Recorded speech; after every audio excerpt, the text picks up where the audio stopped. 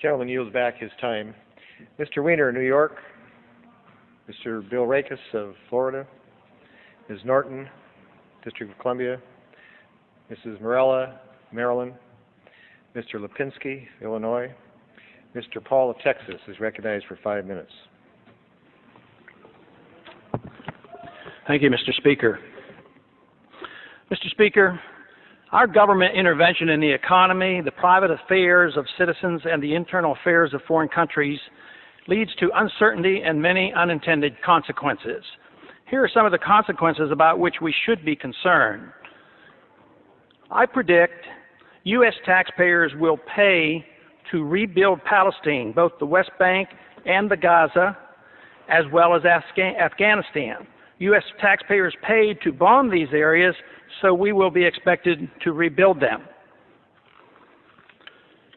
Peace of sorts will come to the Middle East, but will be short-lived.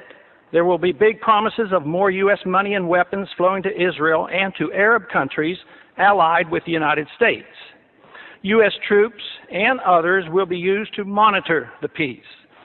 In time, an oil boycott will be imposed, with oil prices soaring to historic highs.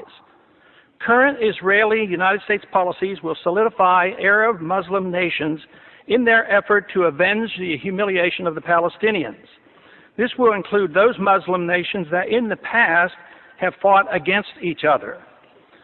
Some of our moderate Arab allies will be overthrown by Islamic fundamentalists. The UN will continue to condemn through resolutions Israeli-U.S. policies in the Middle East, and they will be ignored. Some European countries will clandestinely support the Muslim countries and their anti-Israel pursuits.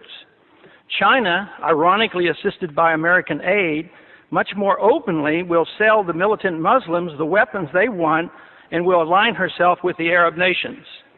The United States, with Tony Blair as head cheerleader, will attack Iraq without proper authority, and a major war, the largest since World War II, will result.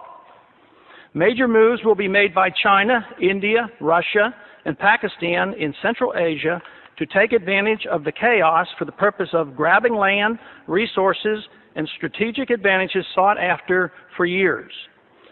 The Karzai government will fail, and U.S. military presence will end in Afghanistan. An international dollar crisis will dramatically boost interest rates in the United States. Price inflation with a major economic downturn will decimate U.S. federal government finances and exploding deficits and uncontrolled spending.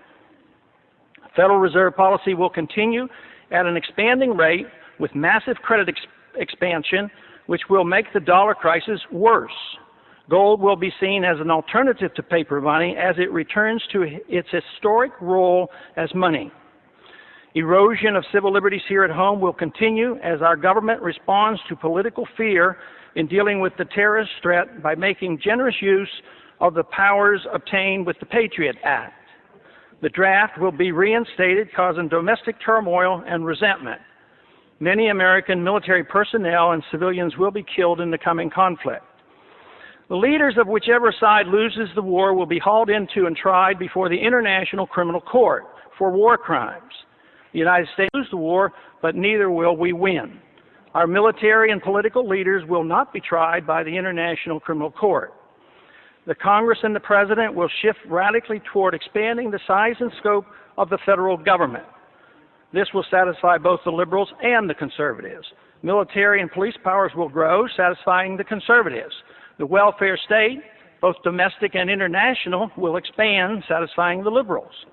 Both sides will endorse military adventurism overseas. This is the most important of my predictions. Policy changes could prevent all of the previous predictions from occurring. Unfortunately, that will not occur. In due course, the Constitution will continue to be steadily undermined and the American Republic further weakened. During the next decade, the American people will become poorer and less free, while they become more dependent on the government for economic security. The war will prove to be divisive, with emotions and hatred growing between the various factions and special interests that drive our policies in the Middle East. Agitation from more class warfare will succeed in dividing us domestically. And believe it or not, I expect lobbyists will thrive more than ever during the dangerous period of chaos. I have no timetable for these predictions, but just in case, keep them around and look at them in 5 to 10 years. Let's hope and pray that I'm wrong on all accounts. If so, I will be very pleased. The gentleman has expired. Ms. Capter, Mr. Gutnick of Minnesota is recognized for 5 minutes. Thank you, Mr. Speaker. Today I rise to share a story of faith, hope, love, and incredible generosity.